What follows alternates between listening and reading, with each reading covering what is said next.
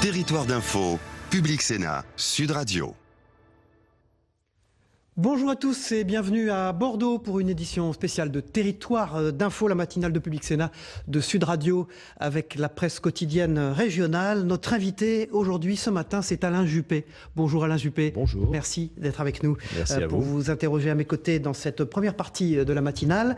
Eh bien, j'accueille Nathalie Moret, qui est journaliste au Progrès de Lyon et qui représente les journaux du groupe EBRA. Bonjour Nathalie. Bonjour Cyril. J'accueille Michel Urvois, le directeur éditorial de Ouest France. Bonjour Michel, merci d'être avec nous. Bonjour Cyril. Et bien sûr Yves Arté, puissance invitante, co-invitante avec nous, qui est le directeur éditorial de Sud-Ouest. Merci Yves Arté d'être là. Alain Juppé, nous sommes sur le plateau de TV7, la chaîne TNT du groupe Sud-Ouest. Et vous serez aussi regardé en direct sur les sites internet de la presse quotidienne régionale ce matin, un peu partout dans toute la France, sur les télés locales qui sont réparties à travers l'Hexagone et sur TV5 Monde. Et ces 9 antennes à l'international, donc les Français de l'étranger aussi vous regardent. Alain Juppé, donc merci d'être avec nous. Vous êtes levé tôt, vous aviez un meeting hier soir à Bordeaux. On en parlera tout à l'heure dans la deuxième partie de cette émission avec Christophe Bordet et Michael Zamès. En mai prochain, vous serez peut-être élu président de la République française.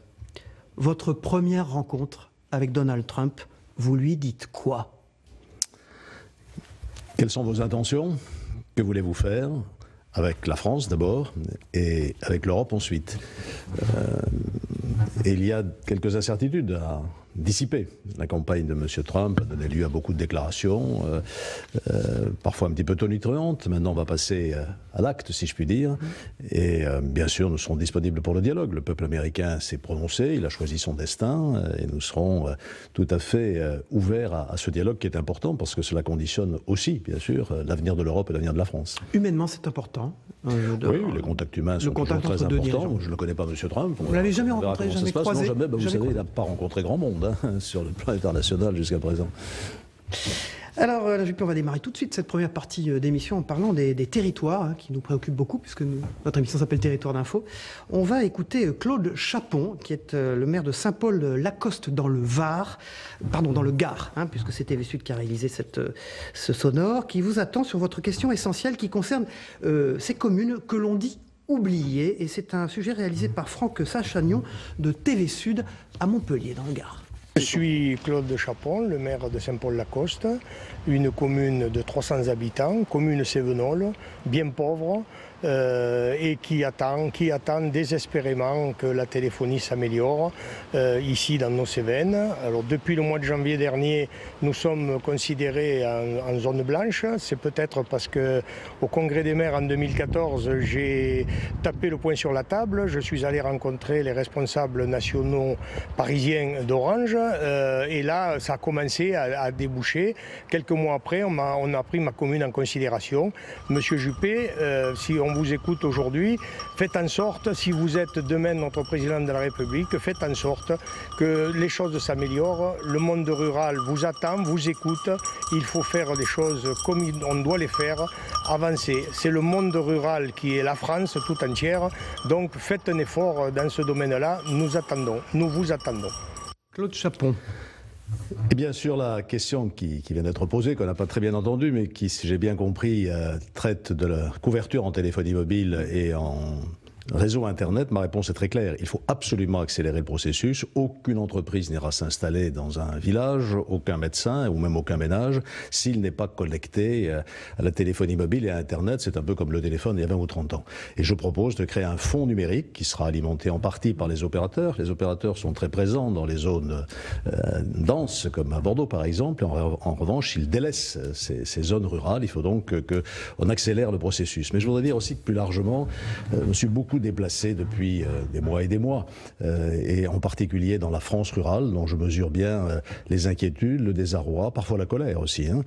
J'étais en Dordogne il y a peu de temps, j'étais en Corrèze également, et mon objectif c'est de rééquilibrer le développement de nos territoires. Il y a quelques années on parlait de Paris et du désert français, je ne voudrais pas qu'aujourd'hui on parle des métropoles et du désert français. Nos métropoles sont en bonne santé, Bordeaux en particulier. Les villes moyennes, en revanche, sont dans des situations très contrastées. Certaines sont en déclin, et puis la ruralité se sent abandonnée. Alors que faire?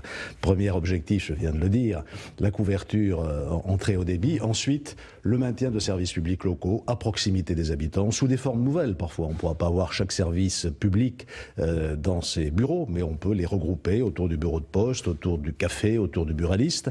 En troisième lieu, lutter contre la désertification médicale. Et une des réponses, c'est de favoriser l'exercice collectif de la médecine. On ne retrouvera pas de jeunes médecins qui vont aller s'installer dans un village pour travailler 10 heures par jour, 6 heures par semaine. En revanche, si on leur offre une maison de santé entre plusieurs médecins, infirmières, etc., ça peut marcher. Il y a en quatrième lieu, s'agissant de la réalité, pardon, d'être un peu long, mais c'est essentiel, l'agriculture. Ça n'est pas toute la ruralité, mais c'est le socle de la ruralité, et notre agriculture est aussi en souffrance. Et puis enfin, je voudrais mettre au point des zones franches rurales qui seraient élaborées à partir du territoire, pas comme les zones franches urbaines par des critères fixés par Paris, mais sur la base d'un projet de développement économique de territoire et qui pourrait ensuite donner lieu à exonération fiscale ou à simplification de procédures pour doper ces territoires. Vous voyez que vraiment pour moi il faut une politique globale de la ruralité. Liberté, Sud-Ouest. Bonjour Alain Juppé. Bonjour. C'est exactement de cette fracture géographique dont je voulais vous parler, vous entendre sur le sujet, parce que non seulement elle est extrêmement préoccupante, mais elle produit des effets qui ne sont pas simplement des effets hexagonaux. Puisque finalement, naturellement, il y a un euphémisme toujours pour en parler, c'est-à-dire que quand on parle de classe moyenne, en fait, on s'adresse à cette France, qui est une France qui n'est plus urbaine, qui est une France qui n'est plus rurale, qui est une France d'un tissu social complètement mité, que vous connaissez, puisque vous connaissez parfaitement la région et que vous êtes en train de faire une campagne qui vous permet de parcourir la France dans sa totalité. Mais ce que je voulais souligner, c'est un phénomène qui n'est pas simplement un phénomène français, c'est un phénomène mondial. Et ces populations sont le plus souvent les populations qui sont détournées des partis politiques traditionnels. C'est la population qui a voté Trump aux États-Unis hier, et c'est la population qui a voté pour le Brexit en Grande-Bretagne. Comment comptez-vous leur parler? Ce n'est pas simplement une population rurale, c'est aussi une population de quartiers, on appelle ça périphériques, dans des zones urbaines qui se sentent aussi en détresse. Et la première chose qu'il faut leur dire, c'est qu'on les entend, qu'on est bien conscient du malaise qui est le leur et qu'on est décidé à y répondre. Vous avez raison de dire que l'exemple américain mérite réflexion. Pour nous, les États-Unis, vu de loin, c'est New York, c'est Los Angeles, c'est San Francisco ou la Silicon Valley, et nous avons sous-estimé ce désarroi des classes moyennes américaines, parce que pendant des années, elles ont eu le sentiment d'être traitées de manière injuste et inégalitaire, notamment sur le plan fiscal. Et puis il y a une autre inquiétude qui surgit en France aussi face à cette transformation numérique du monde qui va s'accélérer dans les années qui viennent, qui nous apporte énormément de progrès, mais qui pose un point d'interrogation angoissant sur l'emploi. Qu'est-ce qui va se passer en termes d'emploi avec non seulement la numérisation, mais aussi la robotisation qui sont liées? Il faut se préparer à cela. Il faut apporter des réponses. Et ces réponses, c'est d'abord qu'il y aura des créations d'emplois et qu'ensuite, il faut favoriser les transitions par la formation professionnelle et la reconversion. Oui, mais pardonnez-moi, je voulais vous aborder un sujet très, très précis. Je pense pas, je ne crois pas du tout que l'Internet soit la solution pour faire revivre des villages ou des... C'est pas la solution, mais c'est la condition absolument préalable. D'ailleurs, vous l'avez entendu tout à l'heure dans la bouche de ce maire. Non, mais certes, mais comment reconstruire un tissu social qui a disparu? Bien, justement, en permettant à ces territoires de se développer. Et puis, il ne faut pas non plus pousser les choses trop au noir. Il n'a pas disparu, le tissu social. Moi, ça m'a beaucoup frappé. Je pense à un épisode en Haute-Loire où j'étais avec des maires ruraux qui sont là pour structurer le tissu social et avec qui je discutais pendant tout un déjeuner. À la fin, je leur dis, mais qu'est-ce que vous souhaitez ? Et la réponse était garder notre qualité de vie. Alors ne noircissons pas non plus le tableau, il y a des problèmes, il faut les attaquer à bras-le-corps, mais il y a aussi une qualité de vie dans ces territoires qui peuvent également bénéficier de la dynamique des métropoles. Regardez ce qui se passe en Gironde. Le territoire girondin n'est pas à l'abandon et n'est pas désertifié, au contraire, on voit même que la progression démographique est plus forte hors métropole qu'à l'intérieur de la métropole. Et le rayonnement touristique de la métropole profite à l'ensemble du territoire, notamment sur le territoire vitivinicole. Vous voyez, cette complémentarité, elle est aussi porteuse d'espérance. Il faut un plan Marshall pour la ruralité. Écoutez, les plans Marshall, on en fait partout, avec l'Afrique, avec la ruralité, avec tout. Le pauvre général Marshall doit se retourner dans sa tombe. Il faut un plan global comme celui que j'ai évoqué tout à l'heure. Parce que vous avez parlé hier dans votre meeting de la fracture entre la France conquérante et la France en souffrance. Est-ce que finalement c'est très nouveau? Il y a toujours eu une grande différence entre deux France? Oui, il y a une grande différence, mais la mondialisation que Yves Arté avait sans doute en tête quand il parlait de tout cela a aggravé ou accentué ce phénomène. Parce qu'il y a toute une partie de la France, de la jeunesse française en particulier, mais pas que de la jeunesse française, qui est tout à fait à l'aise dans la mondialisation. Toutes ces jeunes start-up qui se créent, qui vont ensuite voir ce qui se passe en Amérique ou ailleurs. Voilà, c'est ce que j'ai appelé la France conquérante et la France entreprenante. Et puis il y a une France qui décroche et qui se sent complètement exclue de ce mouvement. Et ça s'est accentué. Je vois ce fossé aujourd'hui s'élargir. Et il faut absolument réconcilier ces deux France par une politique d'aménagement du territoire et une politique de formation adéquate aussi. C'est Alain Juppé qui est invité de cette matinale d'info spéciale Territoire d'info depuis Bordeaux à TV7, sur Public Sénat, sur Sud Radio et avec la presse quotidienne régionale. Yves Arté signe La Grande Colère, son édito dans Sud-Ouest aujourd'hui. Comment et pourquoi Trump a été élu? Merci Yves Arté, on vous retrouve dans une minute. Alain Juppé, on va passer à la partie 2 de cette émission. On va parler éducation. Elle est au cœur de votre programme. C'est un projet très ambitieux. On va écouter Stéphanie Offray, qui est présidente de la FCPE Gironde, qui vous interpelle sur l'éducation à l'école et l'inégalité scolaire qui sévissent. Et c'est TV7 Gironde, Sandrine Mancipose, qui l'a rencontrée. On l'écoute et vous réagissez après. Stéphanie Offray, présidente de la FCPE 33. L'ouvrage de M. Juppé sur l'école pose un constat avec lequel nous serons tous d'accord. L'accent sur le primaire, sur le supérieur est une bonne idée. Nous avons en revanche quelques éléments d'inquiétude. Le premier d'entre eux, c'est celui qui concerne l'autonomie des établissements. La FCPE considère que cette autonomie risque de renforcer les inégalités scolaires, risque de renforcer la concurrence entre les établissements et entre les matières elles-mêmes. Notre système est profondément inégalitaire, le rapport PISA l'a souligné. Par rapport à cela, Monsieur Juppé, que comptez-vous mettre en place pour lutter contre cette inégalité des chances à l'école ? Vous répondez à la présidente de la FCPE Gironde? Volontiers, et merci madame d'avoir lu l'ouvrage que j'ai publié il y a déjà plus d'1 an sur ce sujet, parce que je considère, je l'ai dit, que c'est la mère des réformes. Tout se joue à l'école. D'abord pour transmettre les savoirs, bien entendu, mais aussi pour transmettre les règles de vie ensemble, les règles de vie en commun, le respect des autres, le respect de l'autorité, le jugement critique de nos enfants qui sont soumis sur les réseaux sociaux, en particulier à un pilonnage de propagande contre lesquels il faut les armer intellectuellement et moralement. Et puis, c'est aussi la préparation de l'insertion professionnelle, on y reviendra peut-être. Alors ma première proposition, et madame l'a souligné, c'est de mettre le paquet sur les toutes petites classes, parce que c'est là que se joue la question de l'inégalité. Il y a 2 chiffres qui m'ont beaucoup frappé quand j'ai fait ce travail, c'est qu'à l'âge de 3 ans, il y a des enfants qui ont 3 fois plus de mots de vocabulaire que d'autres. Pourquoi ?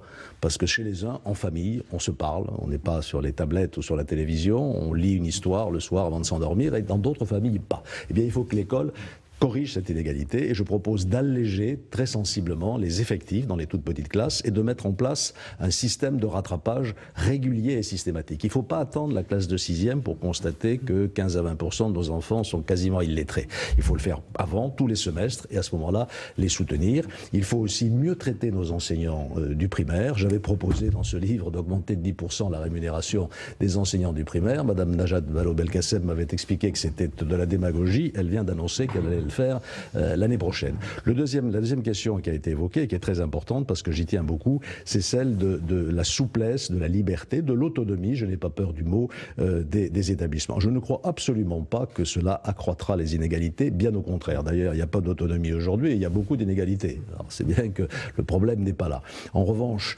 l'éducation nationale est une administration beaucoup trop centralisée. Il faut tenir compte beaucoup plus des réalités du terrain, et ceci passe par la constitution de ce que j'ai appelé dans chaque établissement un conseil éducatif d'établissement, c'est-à-dire des professeurs élus par leurs pairs qui constituent une petite équipe autour du chef d'établissement. Vous voyez que ce n'est pas le caporalisme dans l'établissement, c'est au contraire une gestion collective. Et il faut donner les moyens à ces établissements de faire jouer cette autonomie. Il y en a 2. D'abord, l'affectation des professeurs. Aujourd'hui, tout le monde s'accorde à reconnaître que c'est ubuesque. on dénonce depuis des années et des années le fait qu'on envoie les professeurs les plus jeunes et les plus inexpérimentés là où c'est le plus difficile.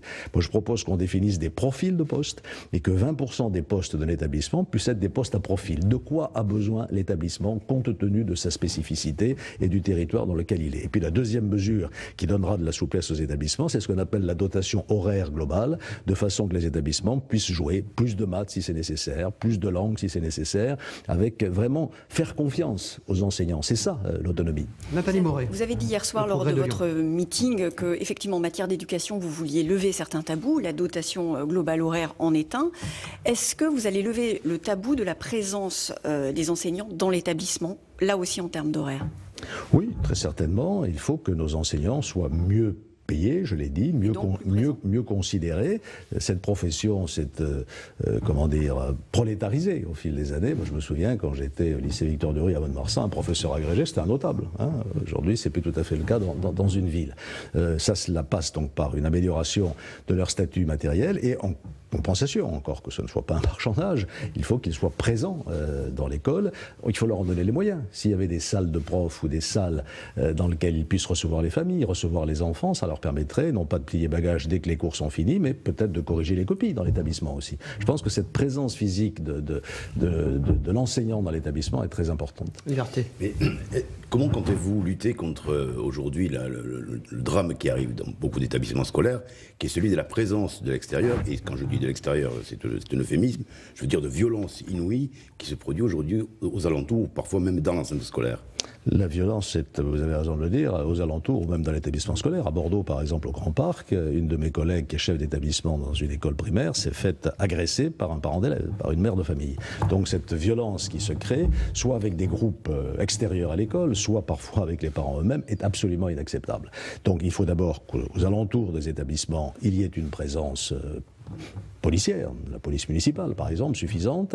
Il faut installer le cas échéant des caméras de vidéoprotection. Et puis à l'intérieur de l'établissement, il faut restaurer l'autorité. Ça, cela passe d'abord par la formation des enseignants.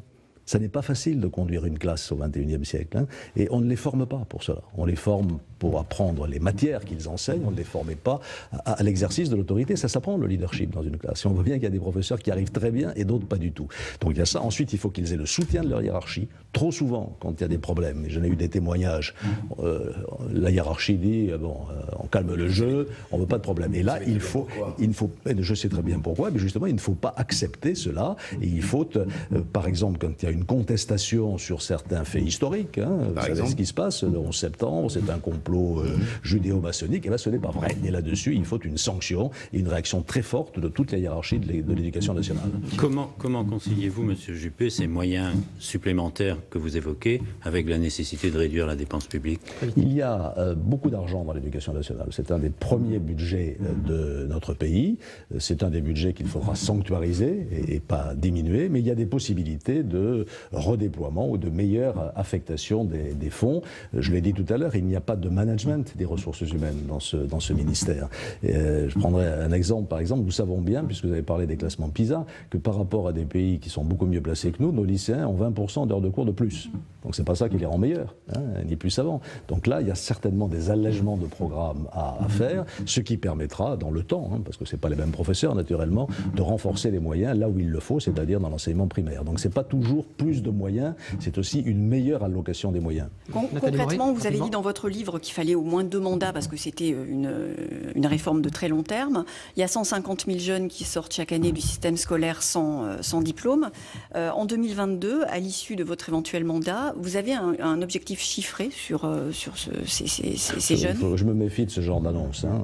Alors, de temps en temps, le patronat annonce qu'il va créer 2 millions d'emplois. Après, on annonce que on va recruter tant de policiers et puis ils ne sont toujours pas sur le terrain, etc.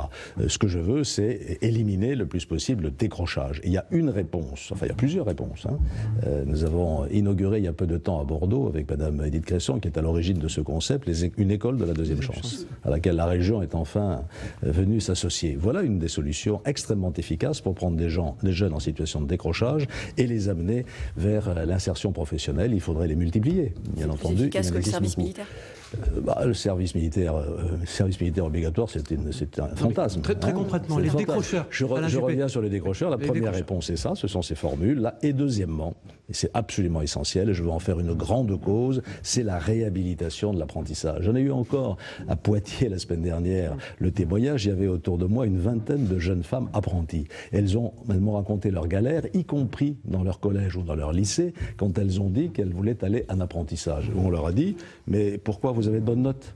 Pourquoi voulez-vous aller en apprentissage ? Il y a cette idée que l'apprentissage est une formation au rabais. Et c'est une ineptie. Ça peut permettre, elles étaient toutes absolument motivées, avaient envie de travailler, elles avaient des perspectives d'emploi, et on peut devenir ingénieur en alternance. Donc il faut vraiment faire un effort considérable pour rapprocher les lycées professionnels et les CFA, pour associer les filières professionnelles, les métiers à la définition de ces formations, parce que très souvent elles sont déconnectées des réalités du marché de l'emploi, et surtout remettre à l'honneur cela. Il y a une région, un département, je crois que c'est Pierre Meillery qui avait fait ça, qui a appelé l'ensemble des CFA l'université des métiers. Vous savez ce qui s'est passé ? Non. Le recteur lui a écrit pour dire non, vous n'avez pas droit au mot université, parce que l'université c'est noble, les métiers c'est pas noble. Un gamin qui va à l'université des métiers, il est fier de ce qu'il fait. Donc il faut revaloriser ce concept, et il y a des réformes techniques à faire. La dernière réforme de la taxe d'apprentissage a pénalisé l'apprentissage, parce que tout le monde dit vive l'apprentissage, et en fait ça baisse. Donc il faut vraiment faire sauter tous les verrous culturels dans les familles, dans l'éducation nationale, et aider les entreprises à recruter davantage d'apprentis. 80% des apprentis, c'est pas difficile, l'Allemagne a 3 fois plus d'apprentis que nous. Tous les gouvernements ont essayé ça. Oui, ils ont essayé, mais c'est parce qu'on ne s'est pas donné les moyens de le faire, et je le répète, on a même fait le contraire de ce qu'il fallait faire. Voilà. Il y a 3 fois moins de jeunes chômeurs en Allemagne et 3 fois plus d'apprentis, c'est bien qu'il y a un lien entre les deux. Alors, troisième partie, Alain Juppé, très importante. Il faut aller vite, les Français, et oui, c'est la fiscalité, vous savez que c'est un sujet sensible. On va écouter Paul Agius, qui est un militant Nouvelle Donne, c'est un parti de gauche qui vous interpelle sur une question fiscale, précisément la hausse de la TVA, et c'est un sujet réalisé par TV7. Sandrine Mancipose, on l'écoute et vous lui répondez. Bonjour, je suis Paul Agius, militant Nouvelle Donne en Gironde. Monsieur Juppé propose de baisser de 10 milliards d'euros les sommes versées par les entreprises pour la famille et de compenser cela par une hausse de 1% de la TVA qui rapportera 6 milliards et demi et sera payée par tous, y compris les plus pauvres. On a vu que les 40 milliards attribués aux entreprises n'ont pas fait baisser le chômage. Monsieur Juppé, ne pensez-vous pas que la seule façon de réduire le chômage, c'est que chacun travaille moins pour que tous nous puissions travailler plus? Monsieur Juppé, ne pensez-vous pas que s'attaquer aux paradis fiscaux, ce qui ramènerait en France des dizaines de milliards d'euros, sera plus efficace à court terme que d'augmenter la TVA, même de 1%? Paul Agius. Ne mélangeons pas tout. Diminuer le temps de travail, c'est ce qu'on fait depuis 10 ans ou 15 ans. Avec les 35 heures, on a vu le résultat. Nous sommes le seul pays qui n'arrive pas à faire reculer le chômage de masse. Donc je suis désolé de dire à notre interlocuteur que c'est une mauvaise solution qui repose sur l'idée qu'on peut partager le gâteau en plus petits morceaux. En fait, il faut augmenter la taille du gâteau. Par ailleurs, je veux prendre la défense de la TVA, qui est un impôt qui est favorable à l'emploi. D'abord, je propose de relever le taux normal de 1%.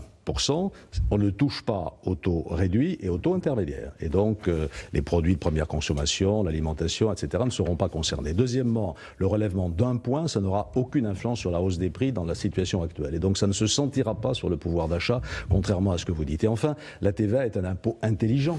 Quand on importe du textile chinois, il ne supporte pas les charges sociales françaises, en particulier les cotisations de l'allocation familiale, alors qu'il paye la TVA. Quand on exporte un Airbus, il supporte les charges sociales françaises, mais il déduit la TVA. Donc c'est un impôt qui est favorable à l'importation, à l'exportation, et défavorable à l'importation. C'est ce que nous cherchons à faire. Enfin, la France est le premier pays, encore, elle n'est plus tout à fait, puisque après ce qui s'est passé cet été, nous avons régressé. Mais enfin, est un grand pays touristique, et les touristes, ils payent la TVA, alors qu'ils ne payent pas, évidemment, les charges sociales sur leur salaire à eux. Donc voilà pourquoi cet impôt est juste, et pourquoi ça a donné de très bons résultats partout où on a appliqué cela. Certains vont beaucoup plus loin, certains vont... Voilà, alors justement, la TVA sociale qui est préconisée par les centristes en particulier, et qui a d'ailleurs été votée, pas par les centristes, et qui a été votée par la précédente majorité. C'est amusant de voir qu'aujourd'hui, il y a des parlementaires de l'ancienne majorité qui me critiquent sur ce point, alors qu'ils l'ont voté en 2012. Mais alors justement, est-ce qu'un point de TVA, c'est-à-dire un petit allègement des charges patronales et une petite hausse de la TVA, est-ce que c'est suffisant pour redonner de la compétitivité à la France? Moi, je propose un ensemble de mesures fiscales qui aboutit à 21 milliards d'allègement des charges sur les entreprises. Je pense que c'est réaliste et que c'est faisable. D'autres proposent plus, mais vous savez que Noël approche et que c'est la saison des promesses qu'on ne tiendra pas. Moi, je propose ces deux mesures, une sur l'impôt sur les sociétés, l'autre sur les allocations, le financement de la politique familiale. Il n'est pas question de le diminuer, mais il est question de le financer autrement. Et je pense que c'est la juste mesure. Alors, on ne peut pas à la fois me dire que la TVA est un très mauvais impôt et me demander de l'augmenter de 2 ou 3 points. Il faut choisir. Je pense que j'ai choisi la bonne mesure. Est-ce que, alors en matière fiscale et à l'impôt sur le revenu, de combien proposez-vous de le baisser et au profit de qui ? Je pense que quand on regarde dans nos systèmes fiscaux européens le poids relatif de l'impôt sur le revenu dans les différents pays, la France n'est pas... il n'est pas élevé. Elle est élevée, elle est toujours trop élevée, l'impôt est toujours trop élevé, mais je veux dire qu'on n'est pas hors des clous. Alors que dans la fiscalité des entreprises, on est hors des clous et dans les charges sociales, on est hors des clous. C'est pour ça que je propose un certain nombre de mesures pour l'impôt sur le revenu, ou pour les familles plus exactement, mais dans un montant qui tourne autour de 7 milliards. Qu'est-ce que je propose concrètement, sur les familles, je suis un peu au-dessus, à 13 milliards et demi en réalité. Qu'est-ce que je propose? D'abord de rehausser le plafond du quotient familial. Depuis 5 ans, on a amené une politique anti-famille. Bon, je propose de le rehausser, c'est un avantage de 2 milliards pour les familles, en particulier pour les familles moyennes. Ensuite, je propose de faciliter l'emploi à domicile.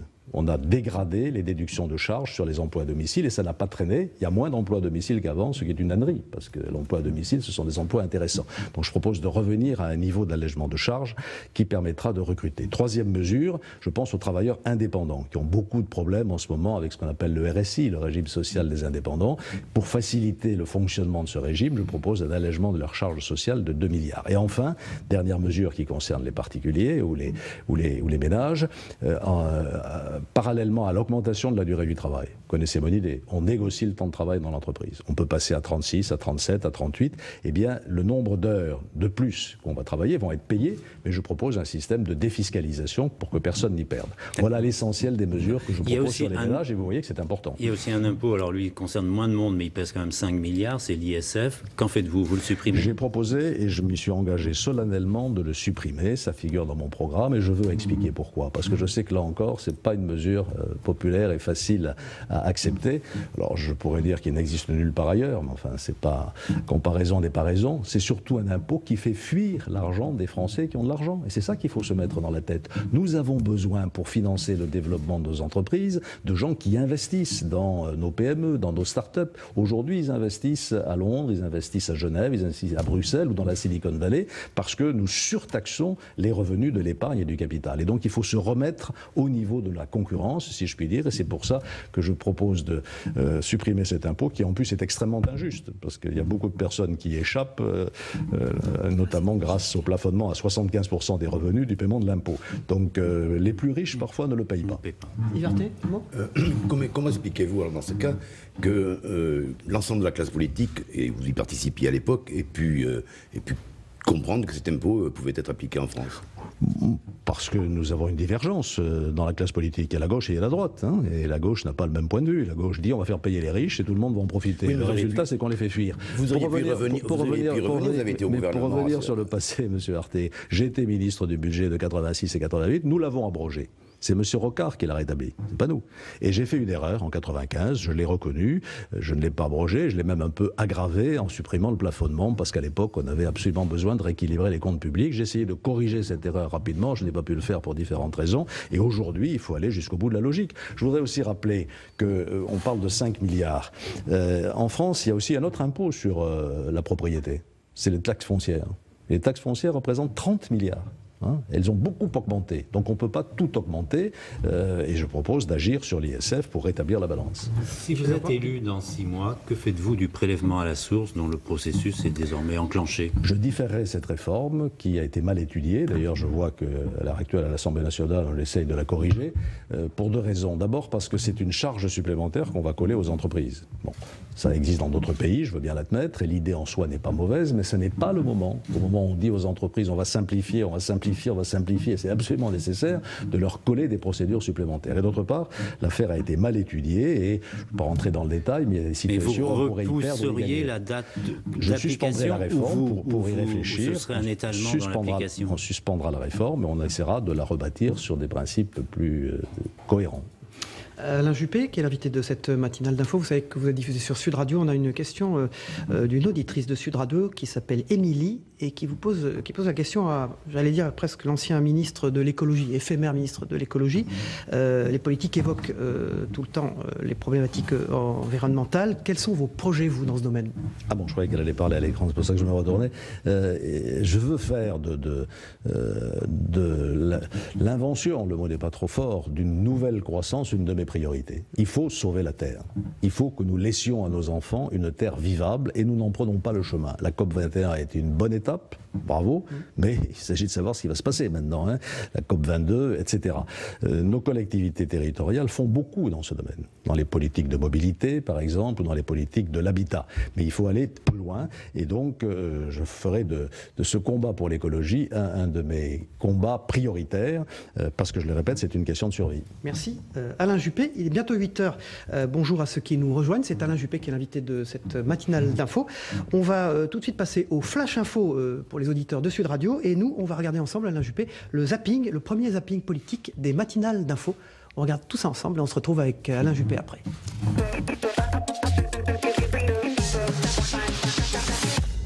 C'est une joie intense, une onde de choc, un coup de tonnerre.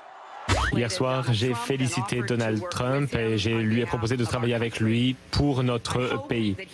J'espère qu'il sera un bon président pour tous les Américains. Je promets à chaque citoyen de notre pays que je serai le président de tous les Américains.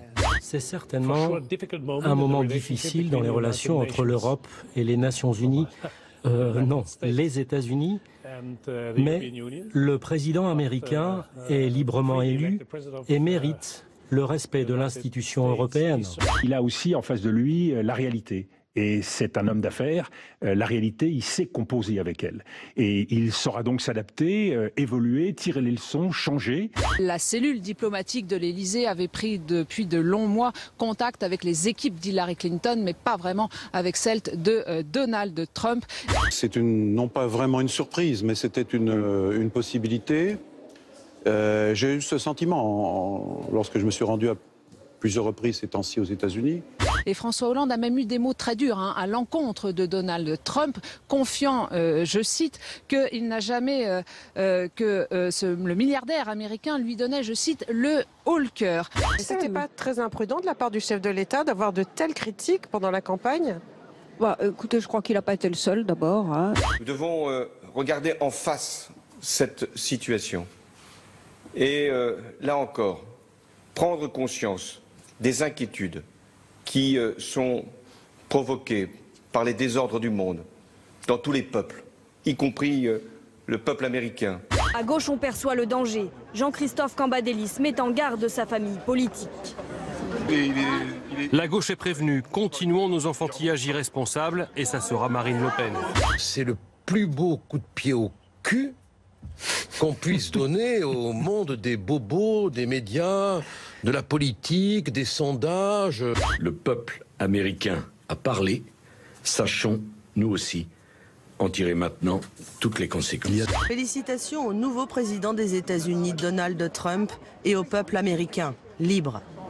Marine Le Pen qui veut voir dans cette élection inattendue un bon présage pour elle-même. Il faudra que la France et l'Europe soient des messagères de paix et de concorde sur la scène internationale pour éviter cette montée des nationalismes à laquelle nous sommes confrontés aujourd'hui. L'extrême droite, de manière générale, est partout à des niveaux extrêmement élevés en Europe. Et on l'a vu avec le Brexit, on le verra, je l'espère probablement demain, avec notre allié du FPO élu à la présidence autrichienne, un mouvement des peuples qui veulent être entendus contre la mondialisation débridée, contre les traités de libre-échange qui détruisent l'économie et l'industrie.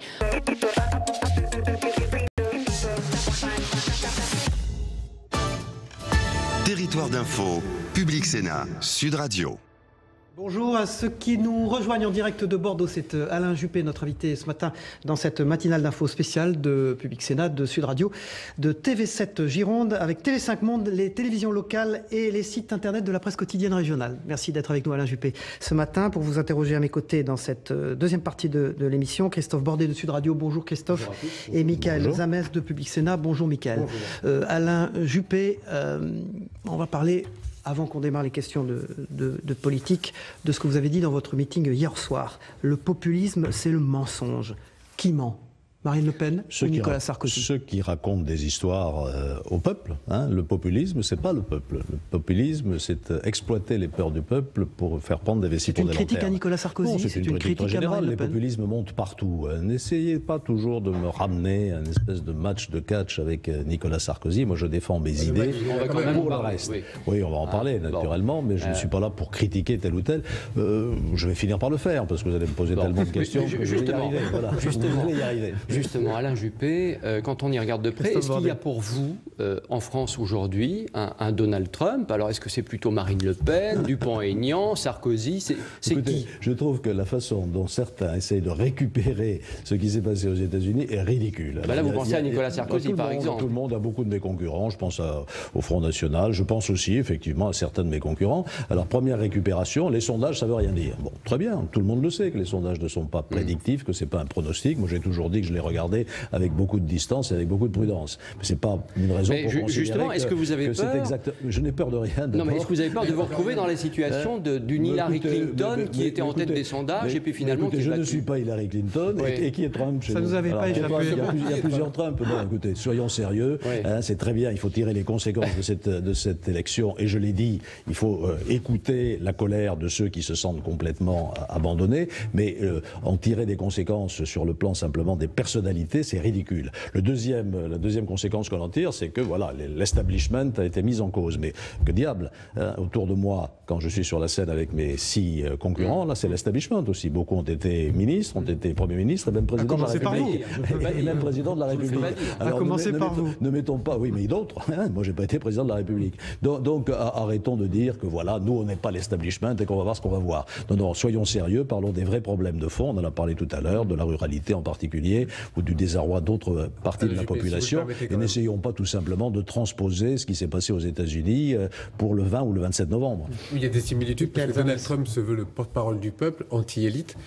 Nicolas Sarkozy aussi se veut le porte-parole du peuple anti-élite. Est-ce que vous êtes le porte-parole du peuple également? Soyons crédibles, voyons franchement. Est-ce que Nicolas Sarkozy, c'est pas l'establishment? Alors, arrêtons de faire des parallèles qui n'ont pas de sens. Enfin, voyons. Non, mais c'est lui qui le dit, je suis le porte-parole du peuple. Oui. C'est pas nous. On est tous le porte-parole du peuple. Moi, je suis à Bordeaux, je suis pas le porte-parole du peuple. Hier soir, j'étais pas en liaison avec le peuple. Et tout ce que je fais depuis 2 ans. Et en France aussi, sur vous le êtes terrain, évidemment, bien sûr. Moi, j'écoute le peuple, j'écoute les Français, bien entendu. Et surtout, je veux arrêter cette espèce d'idiotie qui consiste à dire les élites contre le peuple. On a besoin d'élites. On a besoin d'élites intellectuelles, d'élites artistiques, d'élites journalistiques, d'élites économiques, bien sûr. C'est elles qui nous tirent vers le haut. Et puis, il faut que les élites écoutent le peuple aussi. Donc, moi, je veux justement sortir de cette présentation caricaturale. Je veux sortir de cette présentation caricaturale et qui n'amène à rien. Il faut réconcilier et il ne faut pas cliver et opposer. Comment prendre en compte cette majorité silencieuse? On l'a dit à plusieurs reprises. On l'a dit à plusieurs. Non, c'est pas le fait. Tous les hommes politiques, j'imagine, sont sensibles à ça. Et moi, tout le premier, bien entendu. Et j'ai fait des propositions qui permettent de prendre en compte ces attentes. On a parlé de la réalité, on a parlé du chômage, on a parlé de l'éducation. Vous dites aujourd'hui, à présent, tout est possible, Alain Juppé. On a parlé... Tout est toujours possible. Est-ce que le Front National peut gagner? Oui, bien sûr. Si on n'arrête pas de courir après ces idées, certains vont se dire, mais pourquoi pas l'original plutôt pour la copie que la copie. Donc moi, c'est très clair. Je veux rassembler les forces Front National, parce que premièrement, l'idéologie du Front National, même s'il a essayé de se dédiaboliser, est tout à fait incompatible avec la nôtre. Hier, j'évoquais la mémoire du général de Gaulle, mort le 9 novembre. Pétain, de Gaulle, vous avez fait le parallèle. Toute l'idéologie de ces partis d'extrême droite, c'est Pétain et c'est pas de Gaulle. Êtes-vous le seul qui peut battre le Front National? Et puis surtout aujourd'hui, laissez-moi parler un peu, et puis aujourd'hui surtout, le projet du Front National est un non-sens. Démanteler l'Europe, installer le protectionnisme, faire de la démagogie populiste, tout ça nous conduit droit dans le mur. Voilà pourquoi je me bats. Mais vous n'arrêtez pas, Alain Juppé, de dire il faut rassembler, il faut que les deux France se rassemblent, s'unissent, etc. arrêtons de cliver. Mais qui clive aujourd'hui en France? Vous le savez très bien, il y a des gens qui clivent. Non, je ne sais pas, dites-moi. C'est vous qui venez de me le dire, ceux qui opposent les élites et le peuple, par exemple. Je ne suis pas ici pour tomber dans votre piège. Il n'y a pas de piège, il y a des questions à la Juppé. Vous voulez. Mais non, mais une question posée une première fois, c'est très bien. Une question posée une deuxième fois, c'est encore mieux. Mais la troisième fois, permettez-moi de vous dire que je n'entrerai pas dans le débat pour vous dire du mal de Nicolas Sarkozy ou de tel ou tel autre. Est-ce que vous appelez ce matin les Français? C'est ça qui fera la reprise de tout à l'heure, si jamais je me lâche, en disant ça y est, Juppé attaque Sarkozy. Eh bien, moi, je reste sur ma ligne. Vous l'avez déjà fait. Je veux une campagne de dignité. Je suis l'objet à l'heure actuelle d'attaques absolument sordides sur les réseaux sociaux, et je dénonce la calomnie et le mensonge. Il paraît que maintenant je suis salafiste et antisémite. Et Ali Juppé, de qui les attaques? Je ne suis pas. Eh bien, de l'extrême droite, naturellement, et de tous ceux qui sont complices de ces idées. Comme elles sont anonymes, c'est extrêmement difficile. C'est ça la lâcheté suprême, c'est l'anonymat. Est-ce que vous appelez les Français aujourd'hui à se mobiliser et aller aux urnes? J'appelle les Français à venir à Bordeaux pour chercher la grande mosquée, par exemple, que je suis censé avoir. Est-ce que vous les appelez à aller aux urnes? Assez de calomnie, assez de mensonges. Mais vous me posez une question absolument évidente. Bien sûr, mobilisez-vous, allez voter. Il faut aller voter le 20. La seule façon de faire rempart à ce qui nous menace, effectivement, qui est peut-être un très gros score de Marine Le Pen à l'élection présidentielle, c'est de choisir un candidat qui rassemble la droite et le centre. Moi, je ne veux pas rassembler la droite dure et l'extrême droite. Je veux rassembler la droite et le centre. Je ne vais pas citer les sondages, puisqu'il paraît qu'ils ne valent plus rien et qu'il ne faut plus les regarder. Je ne sais plus si on va encore en publier demain. On va voir si les instituts de sondage y renoncent, on verra bien. Oui, mais s'ils sont mauvais pour moi... Vous êtes en tête dans les sondages aujourd'hui et peut-être que beaucoup ne vont pas se mobiliser pour aller voter. Vous espérez qu'ils baissent, du coup. Vous êtes extrêmement petit. Oui, vous avez la pêche, mais il faut peut-être aussi que je puisse arriver à répondre, parce que sans ça, les auditeurs ne vont rien comprendre à rien. Je voulais simplement dire que si les sondages ont une signification, peut-être qu'ils n'en ont aucune, je veux bien l'admettre, mais s'ils ont une signification, le seul qui soit capable d'arriver avant Marine Le Pen au premier tour de l'élection présidentielle, c'est moi. Alors, on va écouter justement, on va parler de sondage tout de suite, on va écouter Axel, qui est une étudiante lilloise, Alain Juppé. Elle vous interpelle sur le vote, Alain Juppé. On vient d'en parler. Adhésion ou un vote par défaut, c'est la voix du Nord Vidéo qu'il a rencontré, Brendan Troadec. On l'écoute. Bonjour, je m'appelle Axel, je suis étudiante à Lille et j'ai 21 ans. J'ai une question pour Alain Juppé. Hollande a été élu par le rejet de Nicolas Sarkozy en 2012. Alors, vu que vous êtes favori selon les sondages, est-ce que vous pensez que c'est grâce à votre projet ou encore une fois l'anti-sarkozysme primaire? Et bien sûr, qu'est-ce que vous allez faire pour que les Français votent pour vous? Cher Axel, c'est un peu tard, mais pour répondre à votre question, je vous aurais bien invité à mon meeting d'hier soir à Bordeaux. Il y en aura d'autres. Comme il est passé, venez au Zénith, vous verrez si c'est par rejet des autres ou par enthousiasme. Il y a une vraie adhésion à ma candidature et je voudrais remercier en particulier les jeunes avec Juppé qui font un boulot formidable. Il y a de l'enthousiasme et je compte continuer à le porter jusqu'au 20 novembre. Je parlais un petit peu de François Bayrou. Il y a beaucoup d'attaques contre vous à propos de François Bayrou. On est passé à peu près du tout sauf Sarkozy à tout sauf Bayrou. Finalement, ça se ressemble à tout sauf Juppé. Oui, bien sûr, c'est une attaque qui est dirigée contre moi. Je ne me fais pas d'illusions là-dessus. Vous savez, quand on fait la course en tête, même si les sondages se trompent, ils se trompent certainement. Les sondages ne veulent rien dire, c'est bien connu. Donc, quand on fait la course en tête... Non, mais ça sera peut-être plus serré qu'on l'imagine. Voilà. J'entends ça, mais j'ai toujours pensé que ce serait extrêmement serré. Peut-être que même ça peut se passer dans l'autre sens, je n'en sais rien. C'est pas ça qui va me dissuader de faire campagne. Mais moi, je suis convaincu que la seule solution, c'est de rassembler largement. Et quand même, les bras m'en tombent. Qu'est-ce qu'on a essayé de faire aux élections régionales? On ne s'est pas allié avec l'UDI et le MoDem pour gagner dans toutes les régions de France, à l'exception d'une seule. Et si tous ceux qui, en 2012, ont été déçus par ce que nous avons fait, parce que nous n'avons pas fait que des bonnes choses, si nous n'avions fait que des bonnes choses, Nicolas Sarkozy aurait été réélu. Donc il n'a pas été réélu, et il y a des gens qui ne sont pas particulièrement des gens de gauche qui sont allés voter Hollande.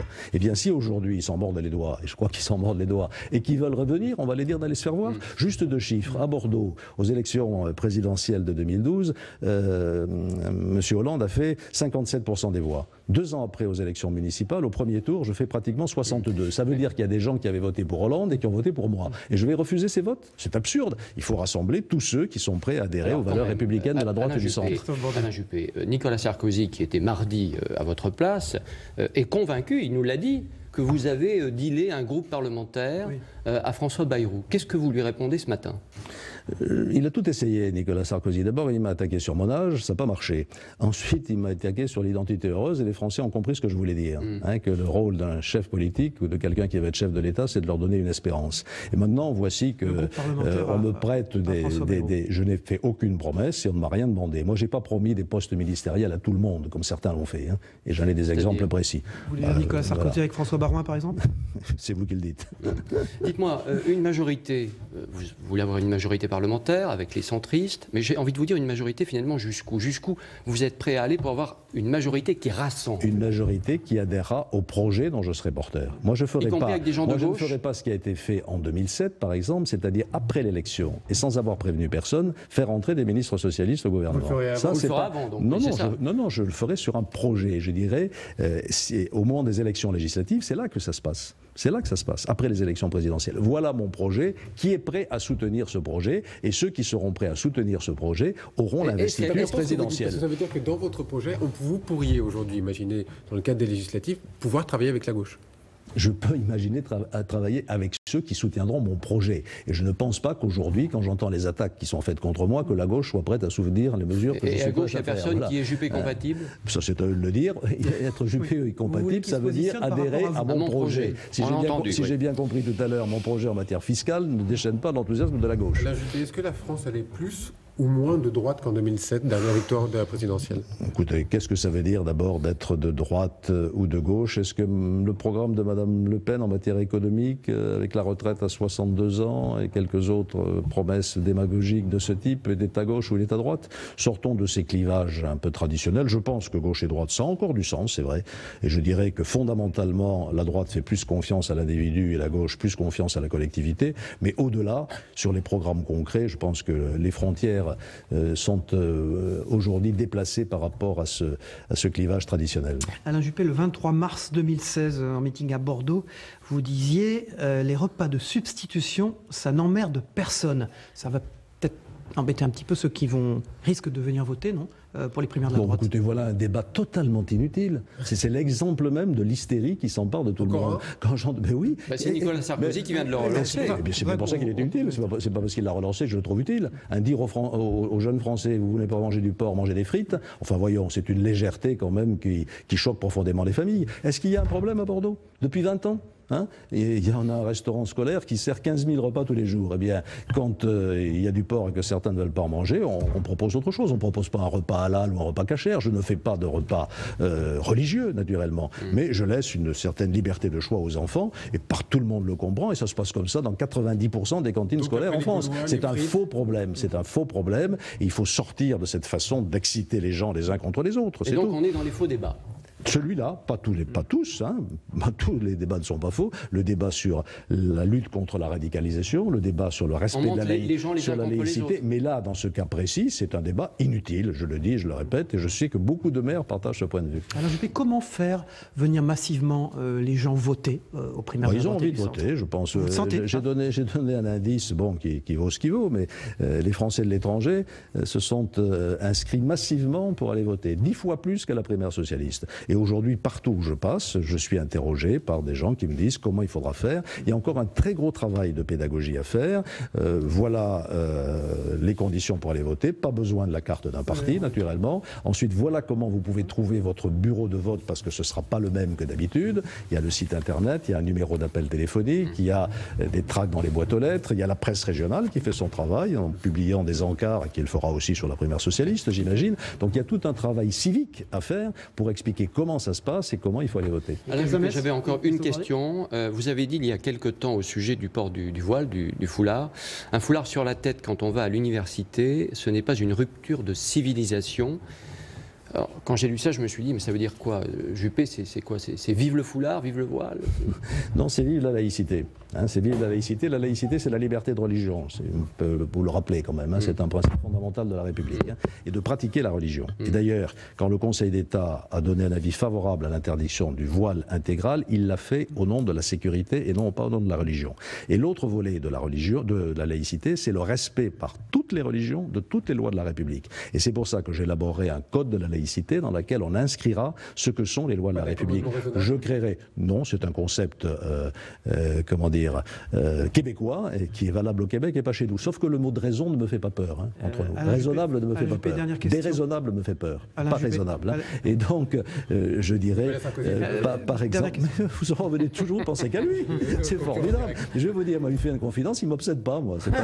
Je ne pense pas à ça matin, midi et soir. Dernière question. Voilà, c'est tout ça. Je termine sur le code de la laïcité. Je voudrais même créer dans ce code de la laïcité un délit d'entrave dans les services publics. Lorsque, par exemple, dans les urgences hospitalières, un couple arrive, que le seul médecin disponible est un homme, eh bien, on ne peut pas refuser de se laisser soigner par un homme parce que c'est une désorganisation du service public. Et enfin, pour tous ceux qui n'accepteront pas ce code de la laïcité, je mènerai un combat déterminé, sans merci, contre toutes les formes de radicalisation islamique à l'école, sur les réseaux sociaux, et Dieu sait ce qu'il y a à faire, dans les prisons. J'ai proposé la création d'une police pénitentiaire, et enfin, dans les salles de prière, une salle de prière dans laquelle on diffuse des messages salafistes contre la République doit être fermée, et les imams, s'ils sont étrangers, reconduits dans leur pays d'origine. Vous voyez que là-dessus, je suis sans ambiguïté. Voilà, merci Alain Juppé, vous restez avec nous, on passe au débrief de vos propos dans un instant.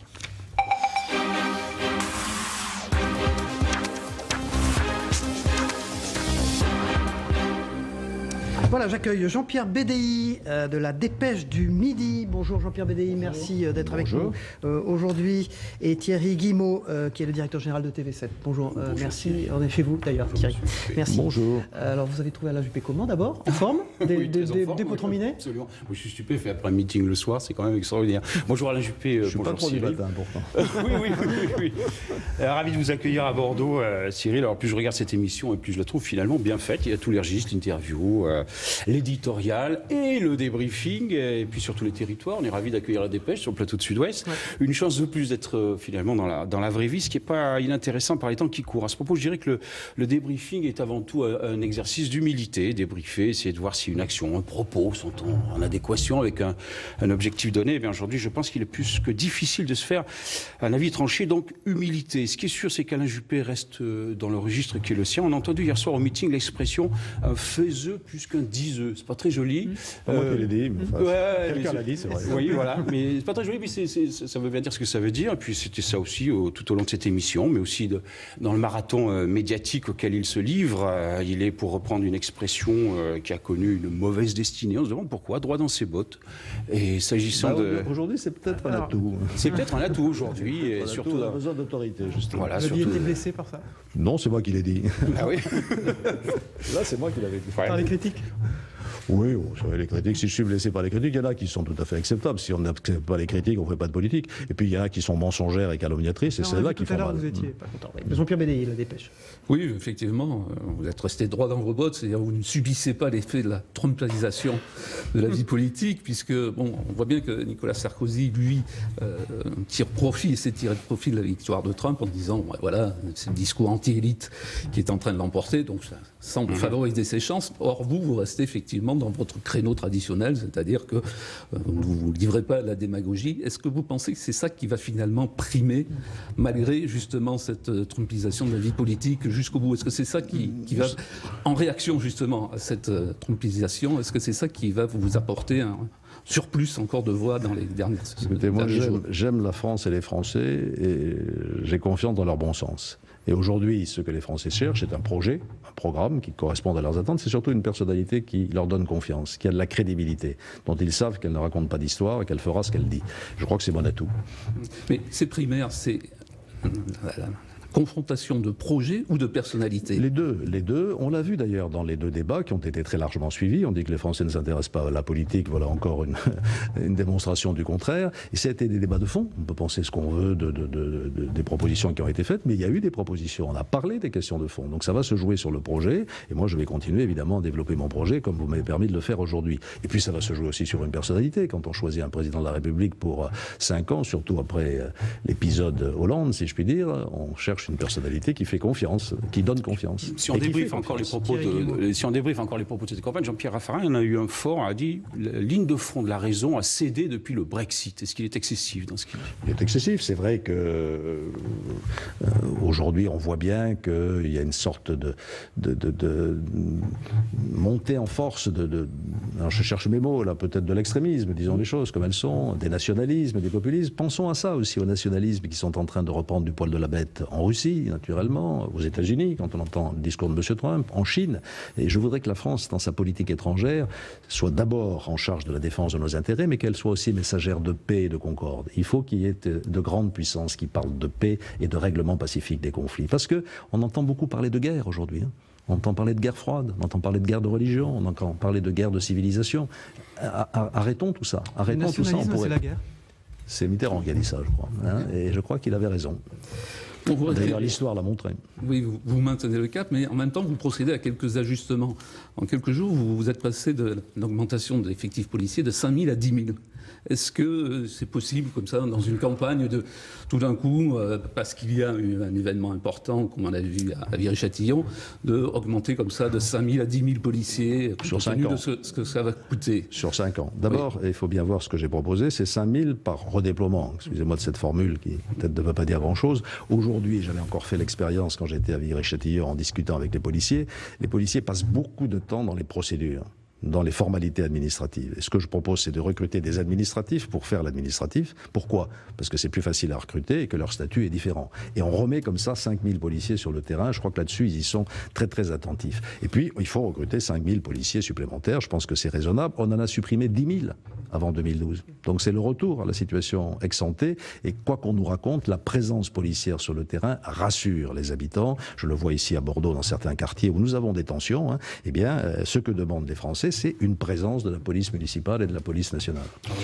Justement, s'agissant de cette question, l'édito d'Yvarté, mon confrère Yvarté qui était là tout à l'heure, est titré « La grande colère ». Je vais faire le cuistre. En anglais, colère, c'est angry, c'est la même racine, l'agrégé le sait, que l'angoisse.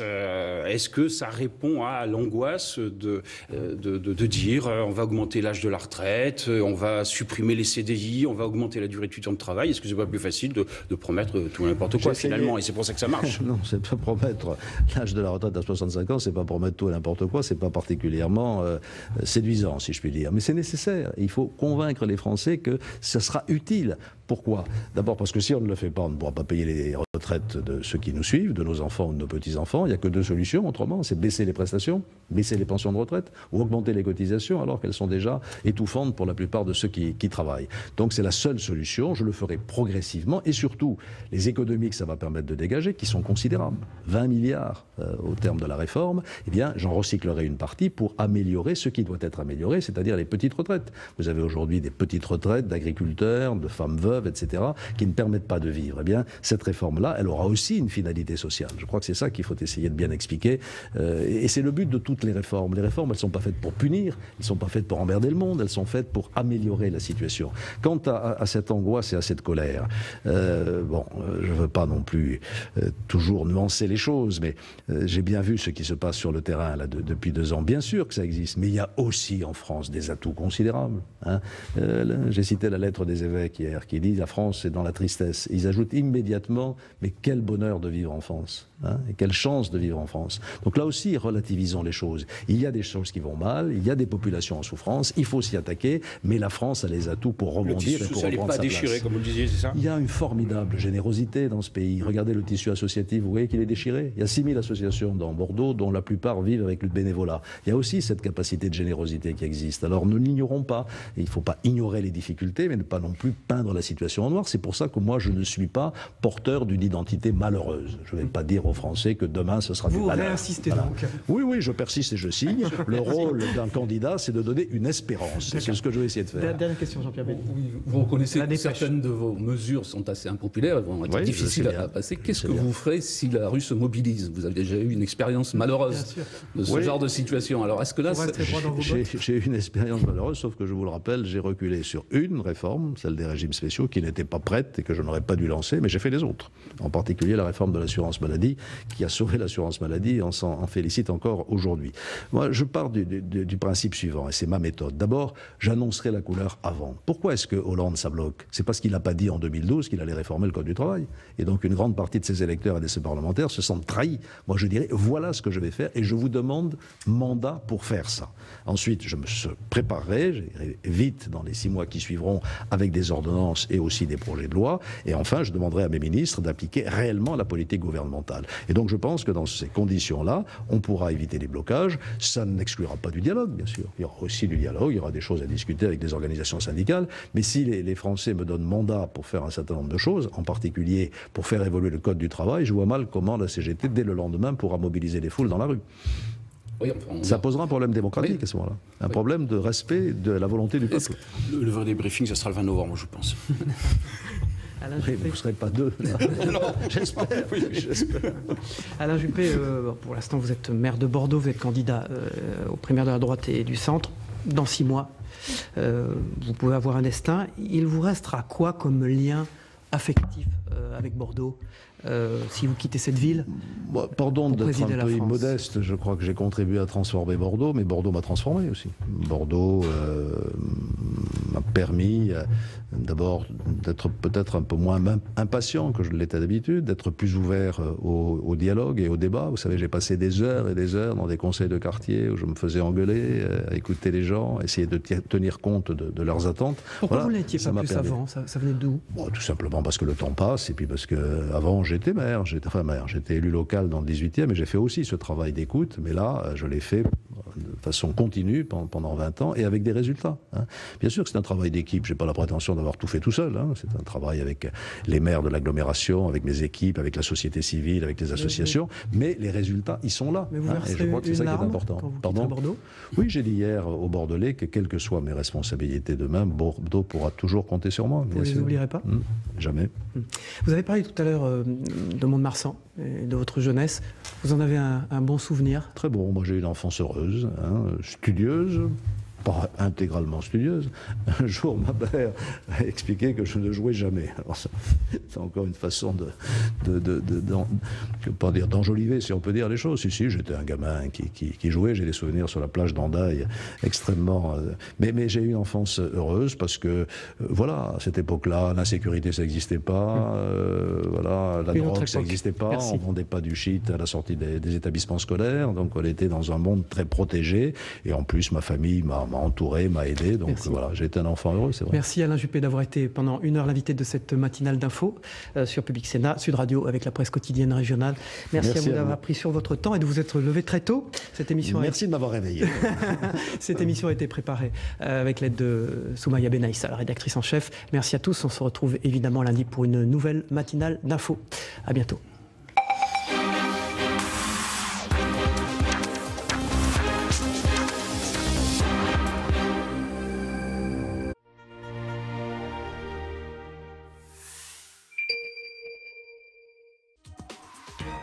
Politique Matin, présenté par Brigitte Boucher, dans un instant. La personnalité politique face à 4 journalistes, des questions sans concession pour des réponses qui font l'info. Question d'info présentée par Frédéric Aziza en partenariat avec l'AFP, Le Monde et France Info, aujourd'hui à 9h30.